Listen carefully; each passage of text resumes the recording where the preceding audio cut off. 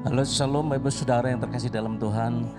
Selamat bergabung di dalam ibadah raya Sinai Community Church. Mari pastikan hidup kita hari ini boleh kita melihat karya Tuhan yang ajaib, karena Dia Allah yang setia. Amin. Yesus Allah yang setia, dahulu, sekarang, sampai selama-lamanya. Haleluya. Mari kita memuji Tuhan, menyembah Dia, karena Dia yang layak kita sembah. Haleluya.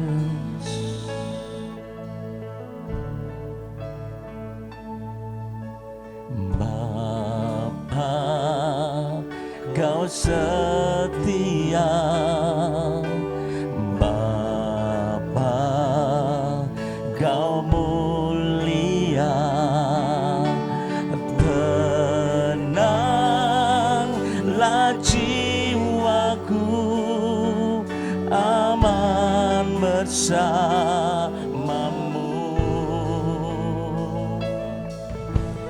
Lebih dari harta, Kaulah segalanya. Tenanglah jiwaku dalam hadirat-Mu.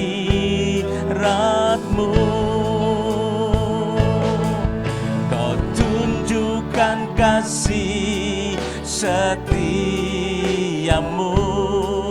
Kau menyediakan yang ku perlu. Kau setia, Kau mulia, dulu, sekarang, dan selamanya. Kau tunjukkan kasih setiamu, Kau menyediakan yang ku perlu. Kau setia, Kau mulia, Bapa, Kau setia. Mari datang kepada Tuhan, mari katakan sama-sama. Bapa, Kau setia. Bapa, Kau mulia. Tenanglah jiwaku, aman bersamamu.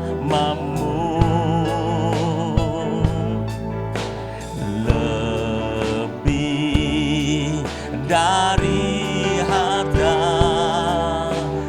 Kaulah segalanya. Tenanglah jiwaku dalam hadirat-Mu.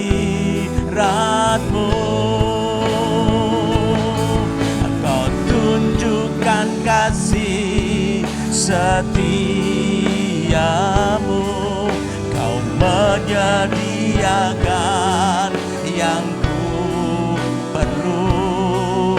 Kau setia, Kau mulia, dulu, sekarang, dan selamanya.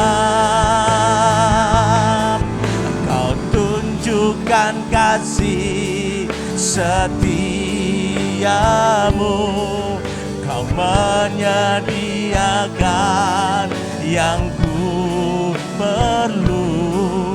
Kau setia, Kau mulia, Bapa, Kau setia.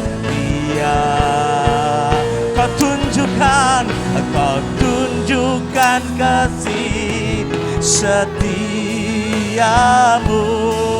Kau menyediakan yang ku perlu.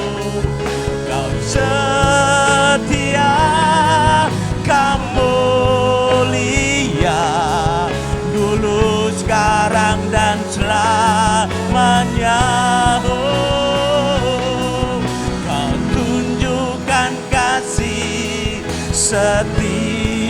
kuasamu, Kau menyediakan yang ku perlu. Kau setia, Kau setia, Kau setia, Kamu lias, Kau setia, Kamu lihat Bapa, Kau setia.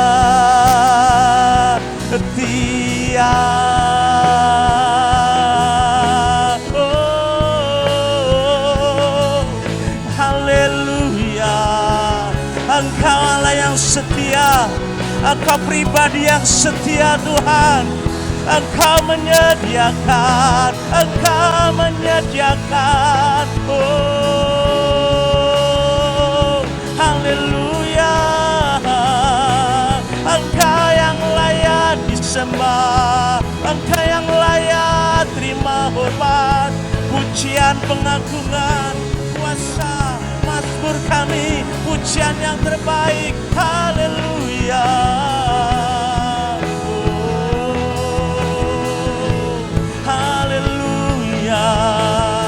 Haleluya. Oh, haleluya. Shilala maya la la la la, hilala maya la masakada la la la la la. Oh, haleluya. Sembah Engkau Yesus, kami sembah Yesus. Haleluya. Dimanapun Bapak Ibu berada, mari terus sembah Dia di rumah masing-masing, tapi menyembah Tuhan di dalam roh dan kebenaran. Kami percaya kuasa-Mu, hadirat-Mu, kasih-Mu boleh ada dalam hidup Bapak Saudara di dalam nama Yesus. Haleluya. Yesus, Engkau Yesus, Yesus, Yesus. Haleluya, haleluya. Sigilara la payala, pilala mayala masakadara. Oh Yesus, Kau menyediakan kami yang perlukan, Kau menepati karena Kau setia. Oh haleluya, oh haleluya. Yesus, haleluya, haleluya. Biarlah iman kami percaya dan mempercayakan hidup kami kepada-Mu Tuhan, karena Engkau Allah yang setia, Engkau sumber kekuatan kami di masa sulit ini Bapa. Engkau boleh menjadi sandaran hidup kami, kota perlindungan kami. Biarlah kami berdiam di hadirat-Mu dan boleh menantikan jamahan-Mu, kasih-Mu, mujizat-Mu terjadi buat setiap kami. Terima kasih Tuhan. Bila kami Tuhan, dimanapun kami berada, kami boleh terus memuji nama-Mu, karena Engkau tetap Allah kami, Engkau tetap Tuhan kami. Biarlah kami melihat Tuhan karya-Mu dalam setiap kami Tuhan, pemeliharaan-Mu, perlindungan-Mu nyata dalam setiap hidup kami. Bawa hidup kami lebih dalam lagi menyembah Tuhan. Bebaskan setiap kami, karena kami tahu di masa-masa sulit ini. Kuatkan setiap iman kami, kuatkan iman kami semakin percaya dan mempercayakan hidup kami ke dalam kedaulatan-Mu Bapa. Terima kasih Tuhan. Sebentar kami lebih dalam menyembah Engkau. Bawa kami, Allah Roh Kudus, jamah kami, jamah dimanapun kami berada, agar tangan kasih-Mu juga membebat kami, juga ada Bapak Ibu Saudara yang ada tempat lain. Di dalam nama Yesus, siaplah hati kami untuk memuji dan menyembah-Mu. Dalam nama Yesus, mari semua yang percaya katakan amin. Bapak Ibu Saudara diberkati Tuhan, amin.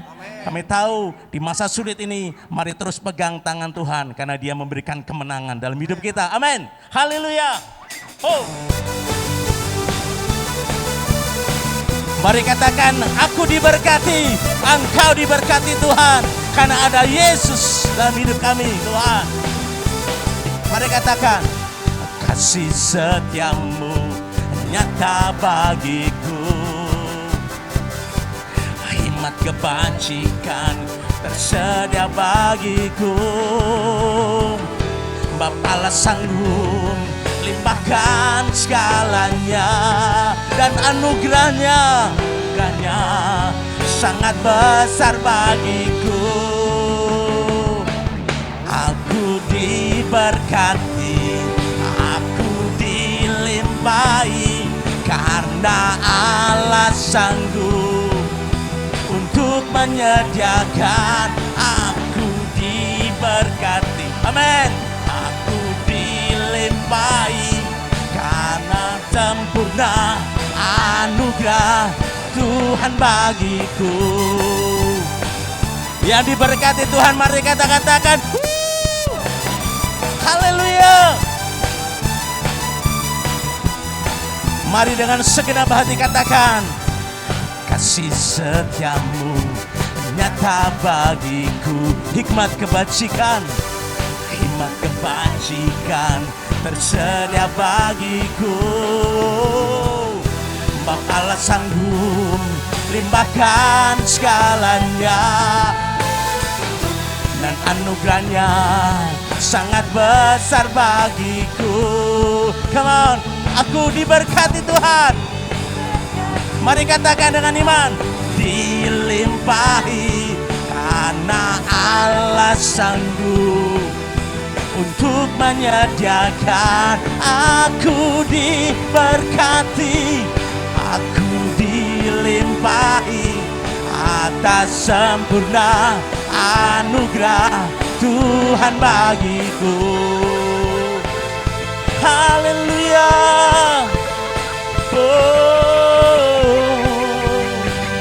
Karena bersama Yesus kami kuat Tuhan. Mari katakan haleluya.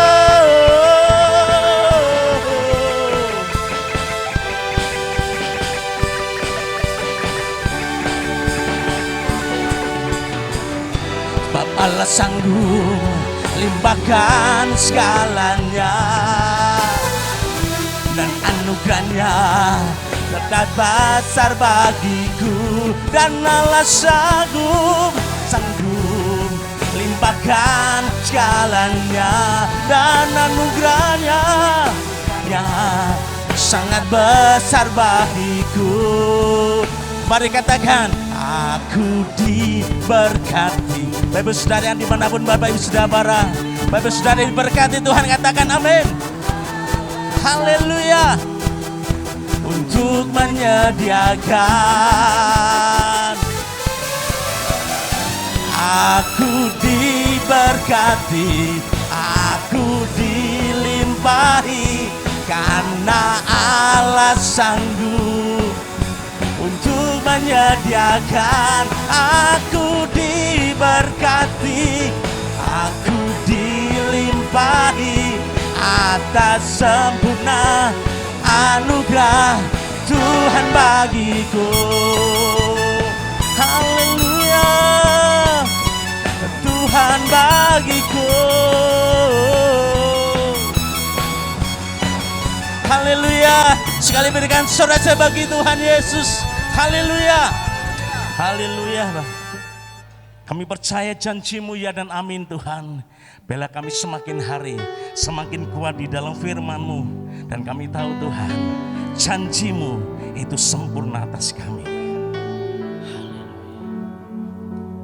Kami sembah Engkau Tuhan.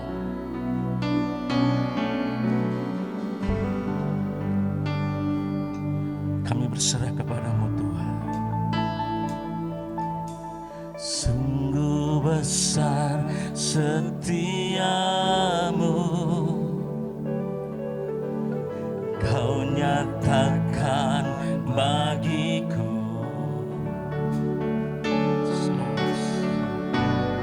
Kau Bapa yang selalu mengerti isi hatiku.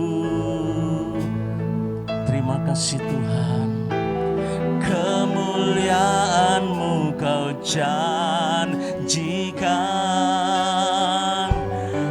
Aku tetap percaya, ku janjimu ajaib terukir dalam kehidupanku. Ku berserah di dalam kekuatanku, hanya Kau segalanya bagiku. Ku percaya janjimu ajaib terukir dalam kehidupanku. Kami percaya Bapa, di dalam kekuatanku ku percaya.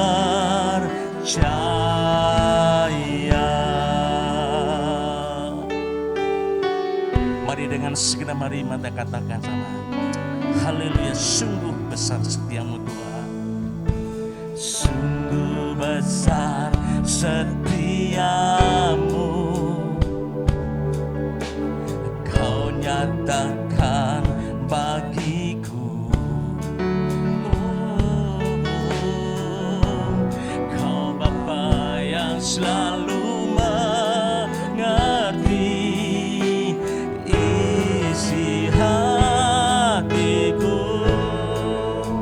bagian kami Tuhan, kemuliaan-Mu Kau janjikan.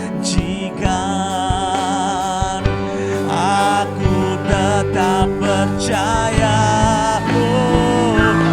percaya janji-Mu ajaib terukir dalam kehidupanku. Berserah di dalam kekuatanmu, hanya Kau segalanya bagiku. Kami percaya, ku percaya janji-Mu ajaib terukir dalam kehidupanku. Ya Tuhan, berserah di dalam kekuatan-Mu, ku percaya.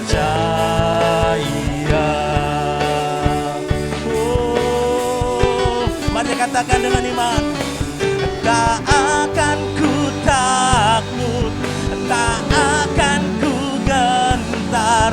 Kaulah imanku, Kaulah Tuhanku, tak akan ku ragukan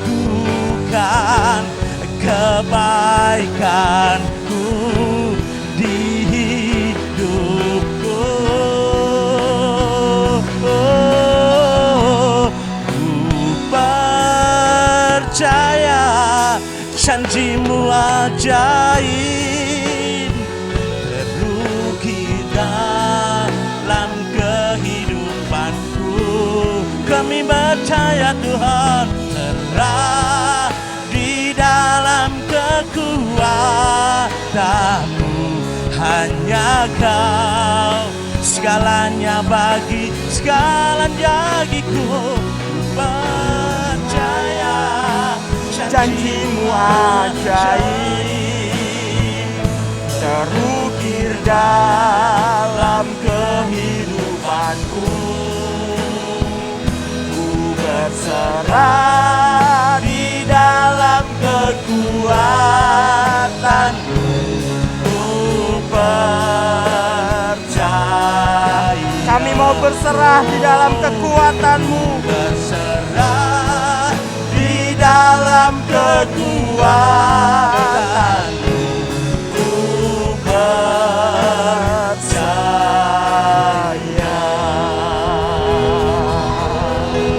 Haleluya, haleluya, haleluya.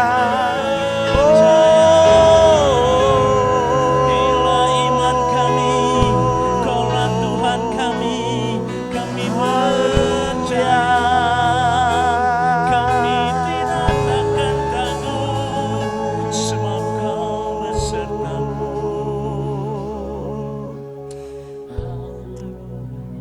Padamu kami berharap Tuhan, kepadamu kami bersandar. Engkaulah dasar pengharapan kami, Engkau adalah dasar iman kami. Karena kami percaya janji-Mu ya dan amin. Kesetiaan-Mu adalah pagar tembok bagi setiap kami. Kami aman, kami tenang dalam naungan kasih-Mu. Biar segala pujian, hormat, syukur kami persembahkan kepadamu. Sebentar kami akan merenungkan firman-Mu Tuhan. Bersabdalah Engkau di tengah-tengah kami. Roh Kudus, wahyukan isi hati-Mu kepada setiap kami. Sehingga kami tinggal dalam firman-Mu, kami tinggal dalam kebenaran-Mu, kami tinggal dalam kasih-Mu. Dan kami mengalami kuasa kemenangan dari Engkau. Sedialah hati kami bagi Engkau, karena hati kami terbuka bagi Engkau. Dalam nama Yesus, mari semua yang percaya katakan amin, amin, amin. Shalom jemaat Tuhan. Terima kasih buat seluruh tim yang luar biasa yang sudah bersama-sama kita memuji menyembah Tuhan. Tema firman Tuhan hari ini adalah merdeka dari kekhawatiran. Bapak Ibu Saudara yang dikasih Tuhan, sekalipun kekhawatiran itu dianggap biasa oleh banyak orang, karena siapa sih yang gak khawatir begitu. Tapi sekalipun kekhawatiran itu dianggap hal yang biasa, dianggap hal yang normal, tetapi firman Tuhan dengan jelas, dengan tegas melarang kita untuk khawatir. Karena kekhawatiran itu sesungguhnya adalah musuh iman. Orang yang khawatir sebenarnya dia sedang percaya pada hal-hal yang negatif yang sebenarnya belum tentu terjadi di masa depan. Kekhawatiran membuat iman kita nggak bertumbuh, bahkan dapat membunuh iman kita. Kekhawatiran dapat merusak sukacita kita di hari ini karena kita terlalu sibuk mengkhawatirkan hal-hal yang terjadi, bahkan yang belum terjadi di masa depan kita. Kekhawatiran tidak membuat kita bertumbuh, karena kekhawatiran membuat kita tidak dapat berbuat apa-apa. Dan kalau kita tidak berbuat apa-apa, kita tidak akan menghasilkan apa-apa. Kekhawatiran juga membuat kita bisa salah dalam mengambil keputusan, salah bertindak. Sehingga keputusan yang salah, tindakan yang salah dapat menghasilkan yang salah pula bagi masa depan kita. Bapak Ibu Saudara, kenapa kita khawatir? Saya mengamati kekhawatiran itu muncul karena kita tidak tahu akan masa depan kita. Kita tidak dapat mengendalikan masa depan kita. Itu sebabnya kita menjadi khawatir. Kita menjadi percaya pada hal-hal yang negatif yang sebenarnya belum tentu terjadi di masa depan kita. Oleh sebab itu kita perlu menangkap atau mengerti apa kata Tuhan, apa kata firman Tuhan tentang masa depan kita.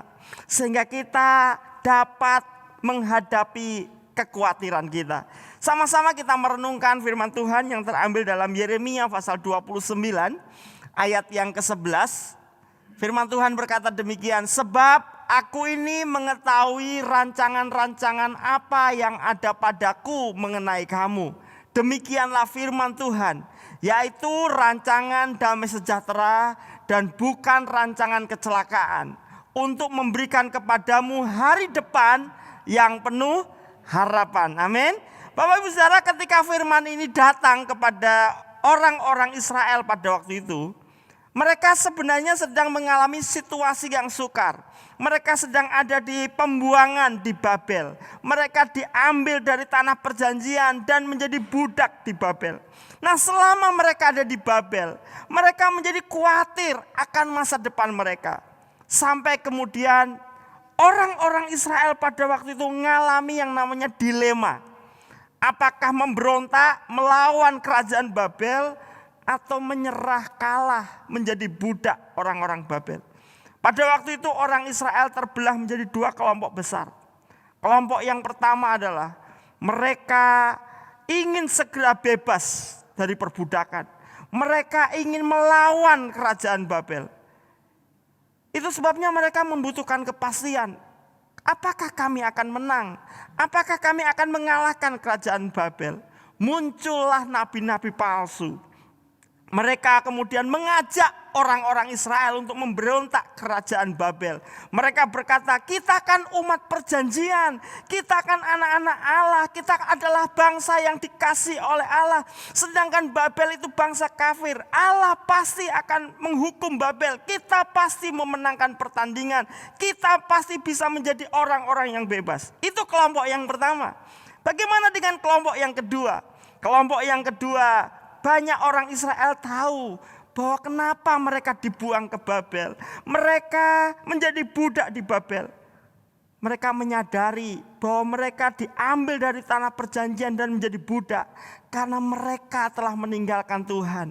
Nah, ketika mereka meninggalkan Tuhan, mereka kemudian punya asumsi bahwa Tuhan juga meninggalkan mereka.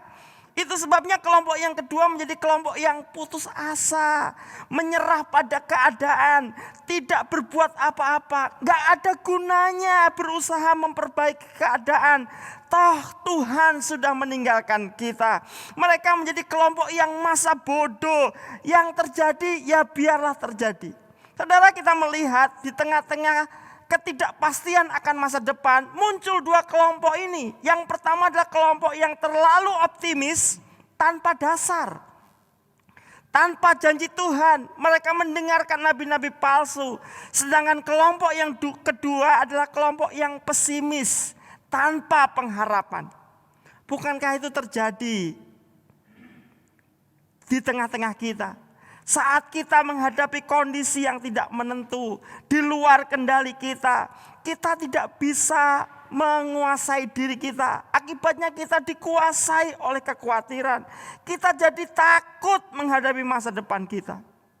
Bapak Ibu Saudara, karena kekhawatiran itu muncul dari pikiran-pikiran kita atau sudut pandang kita yang keliru, sehingga muncul kekhawatiran. Kita perlu punya sudut pandang yang benar atas masa depan kita, sehingga kita bisa memenangkan pertandingan. Hari ini kalau kita membaca Yeremia 29 ayat 11, kita bisa melihat, kita perlu melihat cara pandang yang benar dari sudut pandang firman Tuhan, dari sudut Tuhan atas masa depan kita. Kalau kita memperhatikan Yeremia 29 ayat 11, ada beberapa hal yang perlu kita simak bersama. Yang pertama adalah Tuhan berdaulat dan pegang kendali. Di tengah-tengah kondisi yang tidak menentu, firman Tuhan datang melalui Nabi Yeremia kepada umat Israel. Sebab aku ini mengetahui rancangan-rancangan apa yang ada padaku mengenai kamu. Sekalipun Israel ditawan Babel, sepertinya mereka tidak berdaya, tetapi Tuhan datang kepada mereka melalui Nabi Yeremia. Hei Israel, aku tahu kondisimu. Aku masih pegang kendali. Aku masih berdaulat atas hidupmu. Bapak Ibu Saudara, hari-hari ini kita menghadapi situasi yang sepertinya susah untuk diprediksi. Kita berpikir tahun ini kita sudah menang menghadapi pandemi COVID-19. Kita yakin bahwa ini adalah waktunya kita mengalami terobosan kesehatan, terobosan ekonomi. Tapi tiba-tiba di bulan Juni, bulan Juli yang lalu, COVID di negara kita kembali tinggi. Ekonomi agak melambat, kesehatan mencemaskan. Sepertinya hidup di luar kendali. Ada serangan-serangan alfa, serangan delta. Tapi percayalah, kita punya Allah yang alfa dan omega. Kita punya Allah yang tahu awal dan akhir hidup kita. Tuhan berdaulat dan pegang kendali atas hidup kita. Di masa-masa khawatir, Yesus pernah memberi nasihat, tidak ada rambutmu yang jatuh tanpa seizin Tuhan. Hari-hari ini kita bisa saja dihinggapi perasaan khawatir. Ngadepi hari ini aja sulit. Bagaimana dengan masa depanku? Ingat hal yang pertama, Tuhan berdaulat atas kita. Tuhan pegang kendali atas kita. Bahkan tidak hanya pegang kendali atas hidup kita, Dia pegang kendali atas alam semesta. Pada abad ketiga ada seorang hamba Tuhan bernama Bapak Augustinus. Dia sedang merenungkan tentang keadaan yang sepertinya di luar kendali. Ketika dia membuka Alkitab, dia melihat bahwa Tuhan itu baik, Tuhan penuh kasih. Tapi dia melihat kenyataan-kenyataan hidup. Kenapa yang jahat sepertinya menang? Kenapa orang-orang yang cinta Tuhan sepertinya harus menghadapi situasi yang buruk? Agustinus bergumul tentang keadaan yang sepertinya sulit untuk memahami bahwa Allah itu baik. Dunia penuh dengan misteri. Kenapa beberapa orang sembuh dari sakit, sedangkan beberapa orang harus berujung kepada kematian? Bapak Ibu Saudara, ketika Agustinus sedang bergumul tentang misteri kehidupan, sambil jalan-jalan di tepi pantai, tiba-tiba dia melihat seorang anak kecil yang sedang bermain di pantai. Anak kecil itu sedang menggali pantai, menggali.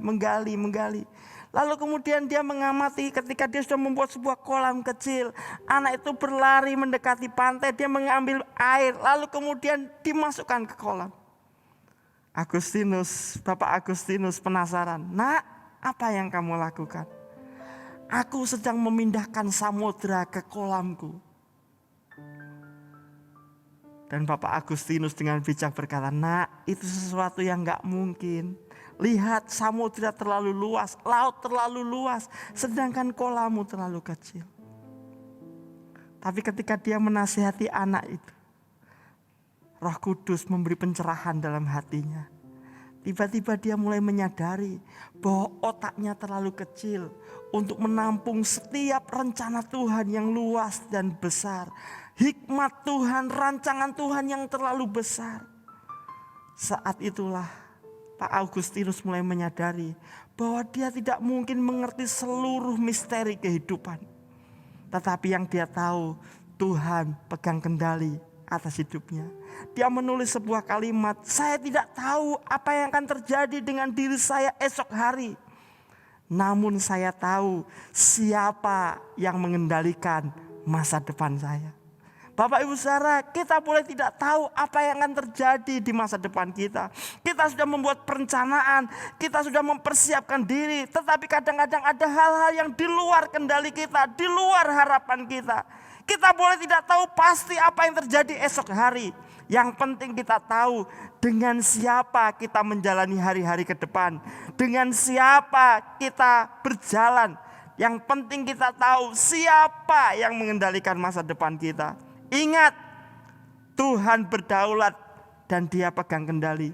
Jangan biarkan ketakutan akan masa depan membuat kita dikuasai oleh kekhawatiran. Saat kekhawatiran mulai mengintimidasi kita, ingat, Tuhan pegang kendali. Tuhan berdaulat. Hal yang kedua yang perlu kita cermati untuk menghadapi kekhawatiran, bahwa semua yang terjadi selalu ada maksud Tuhan. Semua yang terjadi yang Tuhan izinkan di bawah sepengetahuan Tuhan yang kita alami selalu ada maksud Tuhan. Dan kita mesti ingat, Allah yang berdaulat, Allah yang pegang kendali atas hidup kita adalah Allah yang tidak semena-mena. Kasih setianya kekal untuk selama-lamanya. Amin. Allah berpijak bukan dari otoriter sebagai Allah, tetapi Allah berpijak dari karakternya yang luar biasa. Kasih setia dan kebenaran. Israel di zaman Musa pernah mengalami situasi yang sama. Ketika mereka keluar dari Mesir, Tuhan izinkan mereka hidup di tengah-tengah padang gurun dalam situasi yang tidak jelas. Karena firman Tuhan berkata, kamu harus mengikuti tiang awan dan tiang api. Kadang-kadang tiang awan, tiang api berhenti hanya 1-2 hari. Kadang-kadang 1-2 bulan. Kadang-kadang beberapa tahun. Mereka nggak jelas. Waktu mereka pasang tenda, tiba-tiba tiang awan pergi. Dan mereka harus cepat-cepat bongkar tenda, melanjutkan perjalanan. Bahkan mereka nggak tahu jalan kemana. Mereka hanya mengikuti tiang awan dan tiang api. Untuk apa?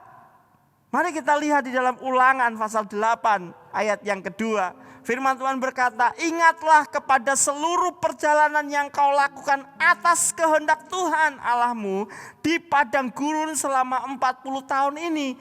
Dengan maksud merendahkan hatimu dan mencobai engkau untuk mengetahui apa yang ada dalam hatimu, yakni apakah engkau berpegang pada perintahnya atau tidak. Seolah-olah perjalanan Israel adalah perjalanan yang sia-sia, muter-muter di padang gurun gak jelas, gak segera masuk tanah perjanjian. Tapi firman Tuhan dengan tegas mengatakan, semua perjalananmu di padang gurun 40 tahun atas kehendak Tuhan dengan maksud. Tuhan mengizinkan segala sesuatu terjadi atas hidup kita dengan maksud. Tuhan bukanlah Allah yang iseng, kurang kerjaan, semena-mena, bukan. Setiap hal yang Tuhan izinkan terjadi atas hidup kita. Kita ketemu dengan orang baik dan orang jahat. Kita ketemu orang-orang yang menolong kita maupun mengkhianati kita. Kita ketemu dengan orang-orang yang sungguh-sungguh memberi kontribusi positif dalam hidup kita atau justru mencelakai hidup kita. Semuanya diizinkan Tuhan dengan maksud. Maksudnya apa? Supaya kita bertumbuh dalam iman dan karakter kita. Apakah kita menjadi pribadi yang semakin bergantung kepada Tuhan, rendah hati? Apakah kita menjadi pribadi yang semakin percaya kepada Tuhan, berpegang pada perintah Tuhan? Jangankan Israel, Paulus, seorang hamba Tuhan yang takut Tuhan, juga kadang-kadang menghadapi situasi-situasi yang di luar harapannya. Rasul Paulus menyebutnya, aku mengalami duri dalam daging. Paulus melakukan banyak mujizat. Tapi Paulus mengalami sakit yang dia sudah berdoa 3 kali. Tetapi tidak kunjung mendapat jawaban doa yang Paulus harapkan dan inginkan. Paulus menyebutkan, aku mengalami duri dalam daging. Ketika Paulus berkata, Tuhan singkirkan duri dalam dagingku. Tuhan berkata, Paulus, cukuplah kasih karuniaku kepadamu. Sebab justru dalam kelemahanlah kuasa Tuhan menjadi nyata atas hidup. Bapak Ibu Saudara, ketika kita mengalami situasi-situasi yang sulit, ekonomi kita digoncang Tuhan, kesehatan kita digoncang Tuhan. Hal yang pertama, kita mungkin perlu mengoreksi, apakah ada dosa dalam diri kita. Tapi kita juga tidak boleh terus-menerus terintimidasi oleh iblis. Wah, aku orang berdosa, aku dihukum Tuhan. Bukan. Kadang-kadang Tuhan izinkan itu terjadi atas hidup kita. Supaya kita belajar, percaya, bergantung penuh kepada Tuhan. Menjadi rendah hati. Karena waktu itu Paulus sedang mengalami pertumbuhan rohani yang luar biasa. Mendapat penglihatan sampai langit ketiga. Dan justru di saat itulah Tuhan mengajar Paulus untuk tetap rendah hati. Bapak Ibu tahu, seorang pengrajin keramik melakukan proses yang berbeda atas hasil karyanya. Ketika membuat tempayan dan membuat guci yang mahal, pasti prosesnya berbeda. Kalau membuat tempayan mungkin tidak butuh proses yang panjang, tidak membutuhkan proses yang sulit. Karena memang tujuannya hanya untuk hal-hal yang sederhana. Untuk masak, untuk hal-hal di dapur yang tidak terlalu menonjol. Tetapi seorang ahli keramik akan membuat guci yang mahal dengan proses yang jauh lebih sulit, lebih lama. Tergantung tujuannya. Percayalah, kalau hidup kita terasa sangat sulit, jangan-jangan Tuhan menyiapkan kita untuk menjadi guci yang mahal. Bapak Ibu Saudara, entah kita menjadi tempayan atau menjadi guci yang mahal, pastikan kita bersedia di proses Tuhan. Jangan sampai kita tinggal kelas. Kalau sang penjunan itu sedang membuat tempayan atau membuat guci dan ditemukan tempayan itu atau bakal tempayan, bakal guci itu belum seperti yang dia harapkan. Apa yang dia lakukan? Dia akan ulang prosesnya dari awal. Dia akan lembutkan lagi kembali. Dia ambil lagi kerikil-kerikil yang mengganggu. Dia bongkar lagi. Lalu kemudian dibangun kembali. Jadi manakala Tuhan mengizinkan sesuatu yang sulit terjadi atas hidup kita, pastikan kita tidak tinggal kelas. Supaya prosesnya gak perlu diulang lagi. Amin saudara. Jangan sampai kekhawatiran membuat Tuhan mengulang prosesnya. Jangan sampai ketakutan kita, iman yang negatif atau tidak mempercayai Tuhan. Semakin kita kurang mempercayai Tuhan, prosesnya akan diulang kembali. Karakter kita gak kebentuk, bukannya kita tambah rendah hati, malah kita memberontak kepada Tuhan. Malah kita mengeluh kepada Tuhan. Tuhan akan ulang lagi prosesnya. Bersyukur karena Sang Penjunan gak pernah tinggalin kita. Kalau saya yang jadi Tuhan, tanahnya tak buang, saya ganti tanah baru. Tapi saya bersyukur Tuhan tidak demikian. Namun Tuhan akan memproses kita. Kalau Tuhan sabar memproses kita, pastikan kita juga sabar waktu diproses Tuhan. Jangan biarkan ketakutan akan masa depan. Jangan biarkan kekhawatiran akan masa depan membuat kita harus berlama-lama dalam situasi-situasi yang sulit dan tidak menyenangkan. Saya percaya Sang Penjunan itu tidak selamanya membentuk kita, karena pasti satu waktu akan mendatangkan hasil yang luar biasa. Itu sebabnya poin yang ketiga yang perlu kita simak bersama adalah ujung cerita kita adalah damai sejahtera.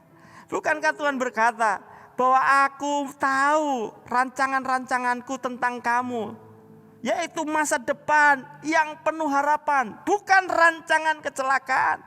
Firman Tuhan berkata rancanganku adalah rancangan damai sejahtera, rancangan shalom, yang artinya bulat, utuh, lengkap. Dia adalah Allah yang sempurna. Itu sebabnya Tuhan tidak pernah membuat rancangan yang setengah jadi. Rencananya pasti utuh. Tuhan gak pernah membuat hidup kita, merancang hidup kita setengah jadi. Dan terus habis ini ya nanti lihat sikon. Oh enggak. Tuhan sebelum menciptakan kita, Tuhan sudah merencanakan hidup kita dari awal sampai akhir. Rancangannya tidak setengah jadi, rancangannya utuh. Dan Dia tidak hanya merancang hidup kita, Tuhan pasti melaksanakan rencananya dengan sempurna. Itu sebabnya poin yang ketiga, ujung cerita kita adalah damai sejahtera. Kalau kita suka nonton film silat berseri, waktu saya masih SD, saya nonton film kungfu berseri. Beberapa seri 1 sampai 15 dan seterusnya. Mau model kayak apapun saudara, akhir cerita pasti lakonnya menang saudara. Lakonnya bisa ngalami situasi sulit, dibuang ke jurang. Kalau film kungfu kan dibuang ke jurang yang tidak ada dasar. Deng-deng bersambung. Tapi besok tiba-tiba nyantol di pohon, gak mati. Pokoknya lakon gak pernah mati. Dan pasti ujungnya apa? Lakon menang keri. Bapak Ibu Saudara, Tuhanlah penulis hidup kita. Dia tahu akhir cerita hidup kita. Saudara mau tahu akhir cerita hidup kita? Wahyu pasal 22 ayat yang kelima. Firman Tuhan berkata, dan malam tidak akan ada lagi di sana, dan mereka tidak memerlukan cahaya lampu dan cahaya matahari, sebab Tuhan Allah akan menerangi mereka, dan mereka akan memerintah sebagai raja sampai selama-lamanya. Wow, Bapak Ibu Saudara, akhir hidup orang-orang percaya adalah memerintah bersama dengan Yesus sebagai raja. 1 tahun? 10 tahun? Enggak, selama-lamanya. Penderitaan kita selama kita hidup di bumi mempertahankan iman dan kebenaran hanyalah sesaat dibandingkan dengan kemuliaan kekal yang tersedia bagi kita. Bapak Ibu Saudara, di Alkitab, karena kesaksian imannya, Stefanus harus mati di rajam batu. Tetapi itu bukan akhir hidup Stefanus. Karena kisah para rasul mencatat, kematian Stefanus hanyalah pintu untuk Stefanus menerima hidup yang kekal. Firman Tuhan berkata, manakala Stefanus dirajam batu, Stefanus melihat Anak Allah itu, Yesus Kristus, berdiri di atas tahtanya. Kadang-kadang kehidupan sepertinya tidak adil. 2 rasul hebat, Rasul Petrus, Rasul Yakobus, sama-sama ditahan oleh Herodes. Rasul Yakobus berakhir pada hukuman mati. Sedangkan Rasul Petrus berakhir diselamatkan oleh malaikat Tuhan keluar dari penjara. Seolah-olah apa yang salah? Apakah Yakobus kurang berdoa? Apakah Yakobus salah? Apakah Petrus lebih hebat dari Yakobus? Bukan. Itu hanya masalah rancangan Tuhan. Tapi entah Yakobus mati hari itu atau Petrus tetap hidup dan kemudian melanjutkan penginjilan, ujung cerita hidup kedua hamba Tuhan ini adalah memerintah bersama Yesus sebagai Raja selama-lamanya. Bapak Ibu Saudara, mungkin kita tidak menerima upah selama di dunia ini. Dalam mempertahankan iman, hidup kudus, kebenaran, hidup dalam nilai-nilai kerajaan. Bukannya untung malah buntung sampai kita mati. Tapi percayalah, bahkan kematian pun bukan akhir cerita hidup kita. Itu hanyalah pintu untuk kita menikmati hidup kekal, kemuliaan kekal, mahkota kekal.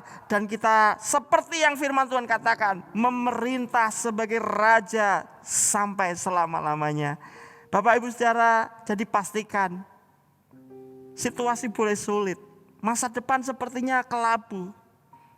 Tetapi Allah Sang Pemenang itu, Alfa dan Omega itu telah menyediakan yang terbaik buat saudara dan saya. Jangan sampai kekhawatiran membunuh iman kita. Mari jalani hari-hari ke depan dengan penuh keyakinan bahwa yang terbaik masih ada di depan kita. Bahwa Allah sedang menyediakan hal yang luar biasa dalam hidup kita. Bahkan mahkota kekal, mahkota kehidupan tersedia bagi kita, orang-orang yang bersungguh hati kepada Tuhan. Amin Bapak Ibu Saudara. Saya membaca sebuah kisah. Ada seorang anak berumur 13 tahun bernama Matthew. Matthew itu punya cita-cita menjadi atlet angkat besi. Dan dia memimpikan menjadi tim Olimpiade Amerika Serikat. Sayang, sejak lahir Matthew mengalami penyakit kelainan otot. Sehingga badannya lumpuh. Dan para dokter memperkirakan dia tidak akan bertahan hidup 5-10 tahun. Tetapi Matthew terus berjuang melawan penyakitnya. Bahkan dia melampaui usia 10 tahun. Dokter memprediksi sejak kelahirannya paling banter umurnya 10 tahun. Tapi sampai usia 13 tahun Matthew masih hidup, masih strong, masih berjuang melawan penyakitnya.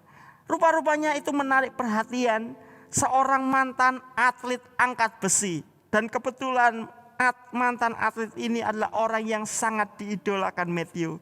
Dia bernama Rick Metzer. Dia pernah mendapat medali emas dalam sebuah olimpiade, memenangkan dalam pertandingan angkat berat, angkat besi. Dan oleh kemurahan Tuhan, Matthew berkesempatan untuk bertemu dengan Rick Metzer.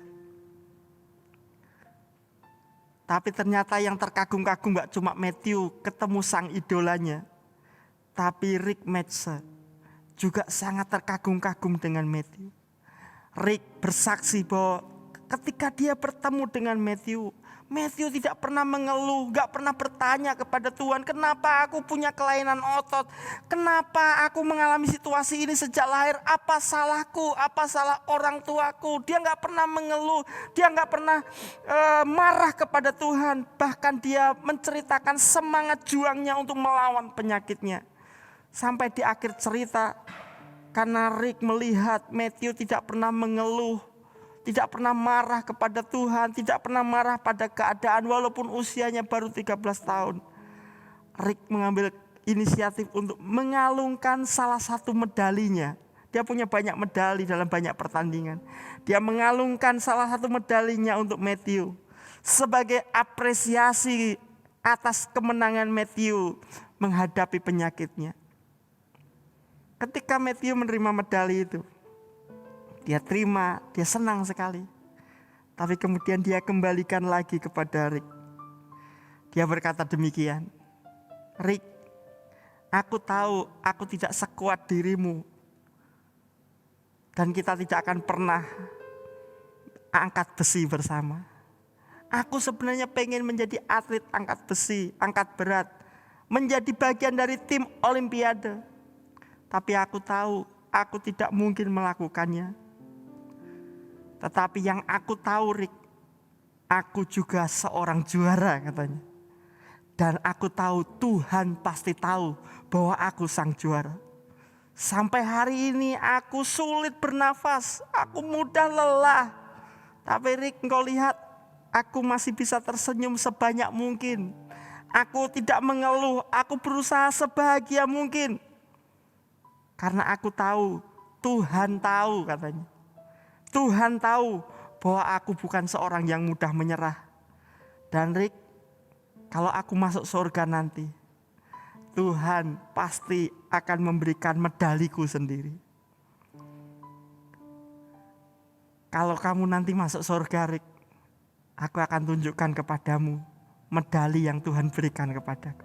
Bapak Ibu Saudara, Matthew memang tidak pernah menjadi atlet angkat berat, apalagi masuk tim Olimpiade.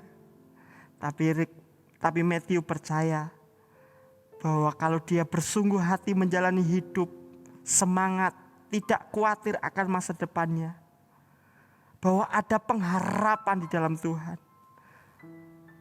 dia akan pulang ke rumah Bapa dan menerima medali yang Tuhan sediakan buat dia. Matthew percaya bahwa ada pengharapan di dalam Tuhan. Seburuk apapun keadaan yang Matthew alami, dia percaya bahwa ujungnya adalah kemenangan dan kemuliaan. Matthew percaya bahwa yang terbaik masih ada di depannya. Biarlah ini juga menjadi iman kita hari ini. Sesulit apapun keadaan kita, dan sekelam apapun masa depan yang ada di mata kita, kita tidak bisa menolak kenyataan. Ekonomi mungkin sedang sulit, kesehatan sedang berat. Hari-hari ke depan mungkin sepertinya begitu banyak awan yang menutupi sehingga kita tidak bisa melihat terang Tuhan di depan kita. Tapi Dia adalah Allah yang Alfa dan Omega. Dia Allah yang awal dan yang akhir. Dia Allah Immanuel. Dia tidak hanya menyertai masa lalu kita, Dia menyertai kita hari ini dan menyertai masa depan kita. Yang terbaik masih ada di depan kita. Jangan biarkan kekhawatiran membunuh iman kita dan merusak produktivitas kita. Bangkitkan iman kita. Percayalah, Tuhan bersama-sama dengan kita. Sama-sama kita datang kepada Tuhan. Penyertaan-Mu sempurna, rancangan-Mu penuh damai, aman dan sejahtera walau di tengah badai. Ingin ku selalu bersama, rasakan keindahan arti kehadiran-Mu Tuhan. Penyertaan-Mu sempurna, rancangan-Mu penuh damai, aman dan sejahtera walau di tengah badai. Ingin ku selalu bersama, rasakan keindahan arti kehadiran-Mu. Mari katakan dengan iman, oh ya, penyertaan-Mu sempurna, rancangan-Mu penuh damai, aman dan sejahtera walau di tengah badai. Ingin ku selalu bersama, rasakan keindahan arti kehadiran-Mu Tuhan. Mari kita teduhkan hati kita. Kita bisa berkata seperti Bapak Agustinus, aku tidak tahu pasti apa yang terjadi di depanku, tapi aku tahu pasti siapa yang mengendalikan hidupku di masa depanku. Amin. Mari hari ini datang kepada Tuhan. Tuhan, beri kami sudut pandang yang benar atas masa depan kami. Biar yang kami lihat bukanlah masalah, persoalan yang sepertinya begitu besar. Yang kami lihat bukan tembok yang begitu tebal yang susah untuk kami lewati. Tapi biarlah kami melihat Engkau dalam hidup kami. Engkau Allah yang pegang kendali atas hidup kami. Engkau Allah yang berdaulat atas hidup kami. Dan bila mana ada peristiwa-peristiwa yang Kau izinkan terjadi atas kami percaya semuanya ada maksud Tuhan yang terbaik atas kami. Sebab rancangan-Mu adalah rancangan damai sejahtera. Ajari kami menjalani hari-hari kami bersama-sama dengan Engkau. Bila mana hari-hari ini kami menghadapi lembah kekelaman, pandangan kami tidak bisa melihat terlalu jauh ke depan. Ajari kami percaya kami berjalan dengan gembala yang baik itu. Terima kasih Tuhan, terima kasih. Kuatkan dan teguhkan kami. Terus terangi jalan-jalan kami dengan kasih setia-Mu, dengan kebenaran-Mu Tuhan. Sehingga kami boleh berkata kami tidak takut bahaya. Sebab gadamu dan tongkat-Mu itu yang menghibur kami. Kami percaya kebajikan dan kemurahan belaka yang akan mengikuti kami seumur hidup kami. Terima kasih Tuhan, terima kasih. Engkau melihat setiap pergumulan kami. Dan kami bersyukur karena Engkau Allah yang berjalan bersama dengan kami. Biarlah kasih karunia-Mu, kemurahan-Mu limpah atas setiap kami. Terpujilah nama-Mu Tuhan. Kami akan menjalani hari-hari kami dengan pengharapan yang pasti bahwa kemenangan dan kemuliaan tersedia bagi kami, orang-orang yang berharap dan menanti-nantikan Engkau. Terima kasih Tuhan, terima kasih. Terima kasih buat ibadah sepanjang hari ini. Dan di akhir ibadah kami membawa persembahan, persepuluhan kami kepada Tuhan. Kami mau memberi dengan sukacita karena kami percaya bahwa Engkau melihat kasih kami, Engkau melihat kerinduan kami untuk memberi yang terbaik bagi Engkau. Dan berkat-Mu limpah atas kami. Kami terus berdoa buat bangsa negara kami. Engkau yang menyembuhkan, memulihkan kota kami, memulihkan, menyembuhkan bangsa kami. Sehingga bangsa kami boleh melihat kemuliaan Tuhan dan kemurahan Tuhan. Terima kasih Tuhan. Kami lanjutkan aktivitas kami sepanjang hari ini dengan sukacita, dengan penuh semangat, karena berkat Tuhan bersama-sama dengan kami. Mari kita menerima berkat Tuhan. Tuhan memberkati engkau dan melindungi engkau. Tuhan menyinari engkau dengan wajah-Nya dan memberi engkau kasih karunia. Tuhan menghadapkan wajah-Nya kepadamu dan memberi engkau damai sejahtera. Kekasih-kekasih Tuhan, mari kita pulang dengan membawa anugerah dari Allah Bapa, kasih sayang dari Tuhan Yesus Kristus, dalam persekutuan Roh Kudus hari ini sampai selama-lamanya. Semua yang percaya katakan amin. Jemaat Sinai maju.